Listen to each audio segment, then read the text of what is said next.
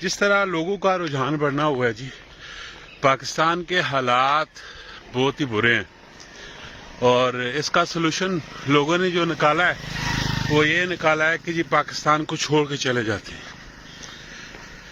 ٹھیک ہے جی، آپ چھوڑ کے چلے جائیں، لیکن اس کے برعکس دیکھیں، آپ کو ایک میں اپنا واقعہ بھی سناتا ہوں، اور کچھ سبق آموز واقعہ ہے۔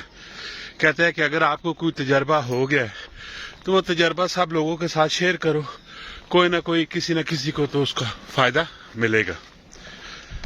پاکستان کو اگر آپ چھوڑ کے چلے جاتے ہیں تو آپ کے ساتھ کیا ہوتا ہے اور اس کا رزلٹ کیا نکلے گا، اس پہلو کے اوپر بھی آج ہم بات چیت کرتے ہیں۔ 2015 کے 16 کی بات ہے، میں نے بھی سوچا تھا جی پاکستان میں کچھ بھی نہیں ہے، پاکستان کو چھوڑ کے جاتے ہیں، اور اتفاق سے کرنا یہ ہوا کہ نیوز پیپر میں میں نے ایک ایڈ دیکھا کہ ٹیکسی ڈرائیور کی جاب ہے دبئی کے لیے، تو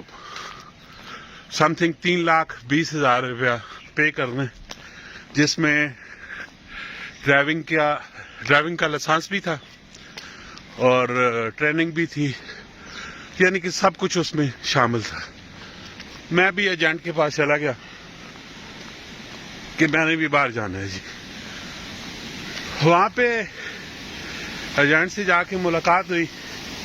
انہوں نے کہا جی آپ ہمیں ڈاکومنٹ دیں اور ساتھ میں 50,000 روپیہ دے دیں، 28 دن کا ٹائم ہے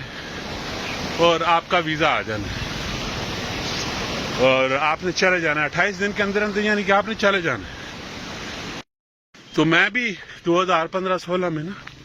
پاکستان کے حالات سے بہت زیادہ تنگ تھا، پریشان تھا، کام نہیں تھا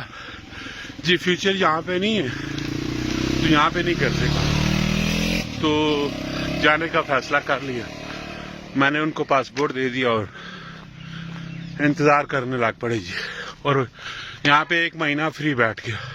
نہیں جی میں نے تو یہاں پہ کوئی کام ہی نہیں کرنا ہے، اب تو میں جا رہا ہوں دبئی جا رہا ہوں جی، یہ ہے وہ ہے۔ خیر مجھے نہیں اندازہ تھا کہ Dubai, Sharjah, عجمان، Fujairah, Abu Dhabi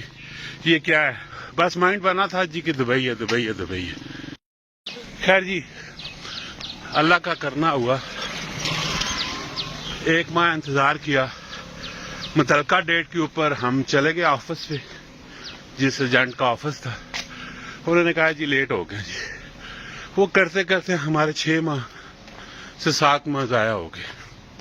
visa نہیں آیا۔